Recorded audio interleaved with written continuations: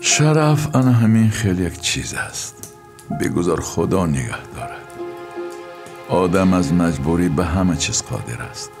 مینداریم را به دوستان همکسبان میرسانم. به شرافت شما ما این جایزه را صاحب شدیم. همچنین همیشه ما را دستگیری میکرد پدرم.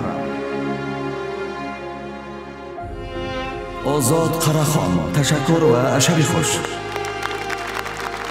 مرا ببخش عزیزم. اگر من قیچی نزنم پس این کارو پدرم میکند. اگر من پسر میبودم چنین نمیشدم. من به موفقیت نائل میشوم. این را قبول کردن دشوار است. من قرضت را پرداخت میکنم، غم مخور. آیا این همینقدر ارزش دارد؟